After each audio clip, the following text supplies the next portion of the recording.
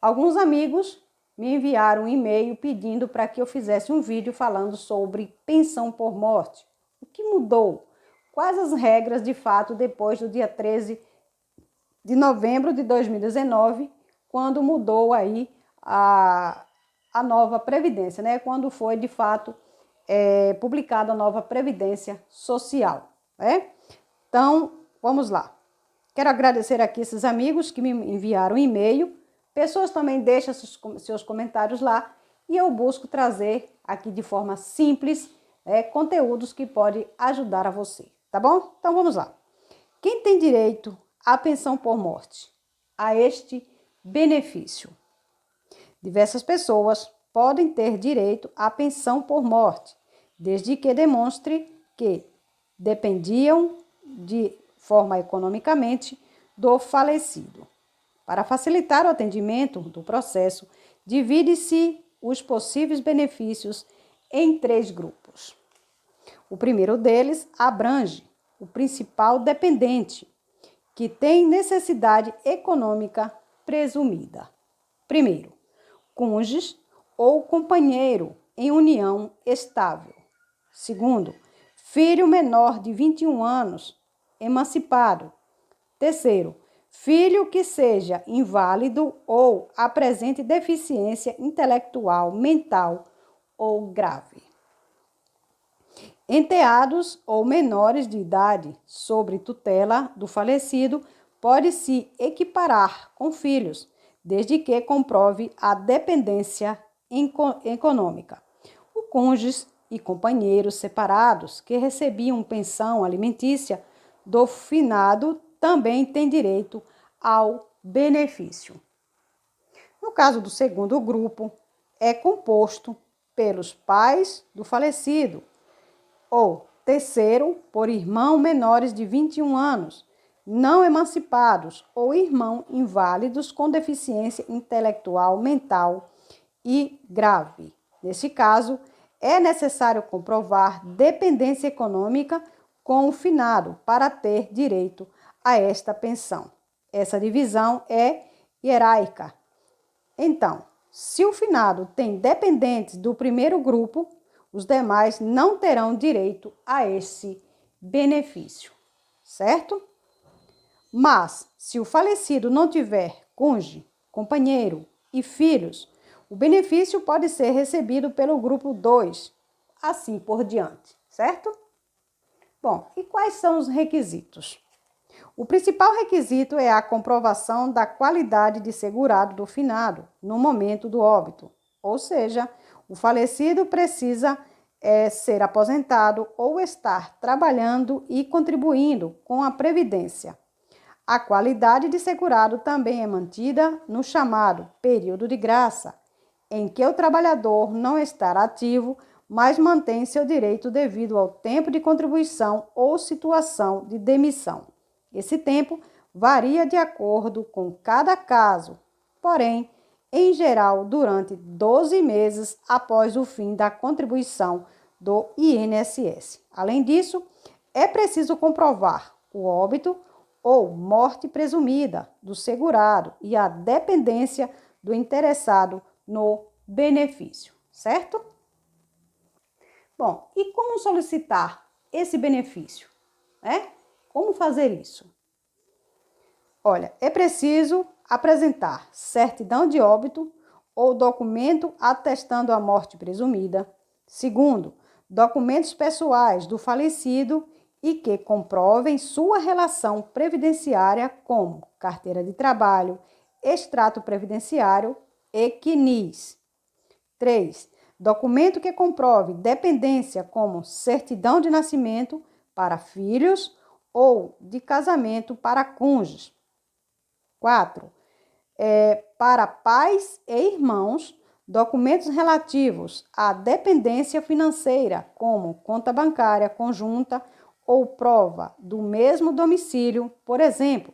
E 5º, documentos ou atestado de saúde que comprovem a condição de invalidez ou deficiência intelectual, mental ou grave para dependentes desta categoria.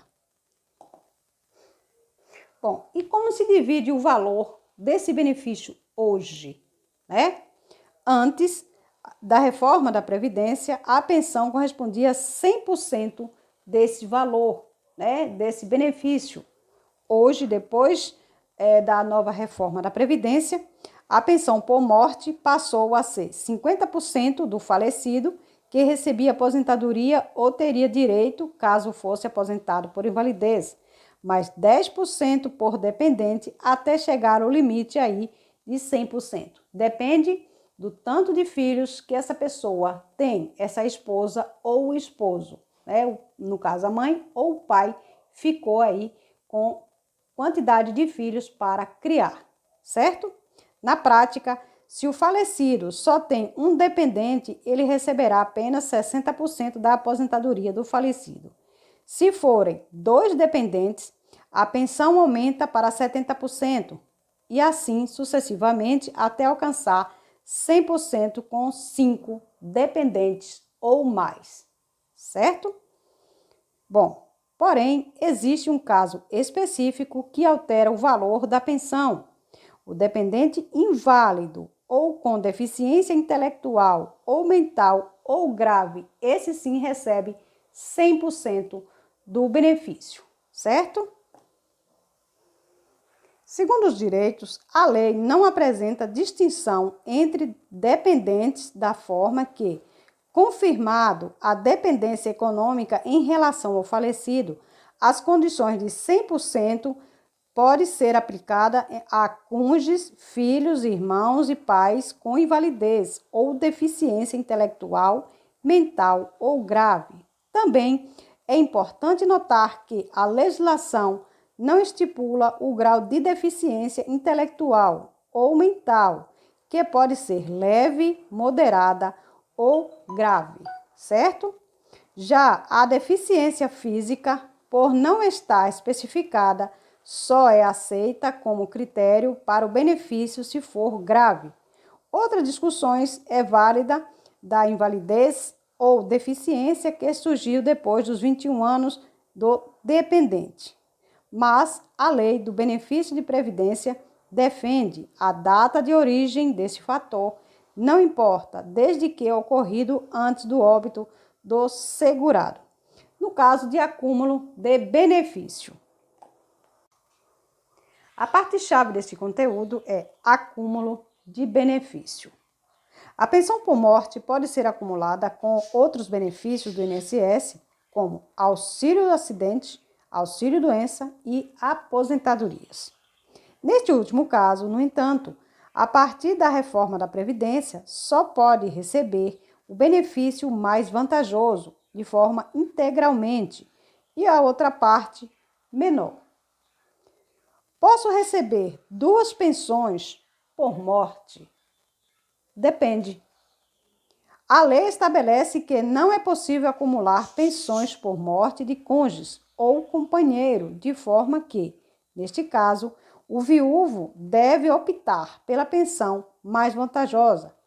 Mas, em outros casos de acúmulo, são aceitos pensões de 2 filhos para com os pais, pensões de pai e mãe para um filho, ou de cônjuges e do filho, entre outras. Para receber pensão por morte, pode receber auxílio emergencial, no caso de agora, né, que estão recebendo auxílio emergencial? A resposta é não. Mesmo que a pessoa se encaixe nas demais condições necessárias para recebimento do auxílio, ele não pode ser destinado a titulares de benefícios previdenciários. Então, este foi o vídeo de hoje, com as informações, né, pedidas aí para alguns amigos e também para ajudar a você que de repente encontrou este conteúdo e ficou aí, né, assistindo e tirando as suas dúvidas. Espero que vocês tenham gostado. Muito obrigado pelo carinho, pela atenção. Um beijo enorme para todos aqueles que deixem lá os seus comentários e também enviem aí seus pedidos através do meu e-mail, tá bom? Um grande abraço e até lá.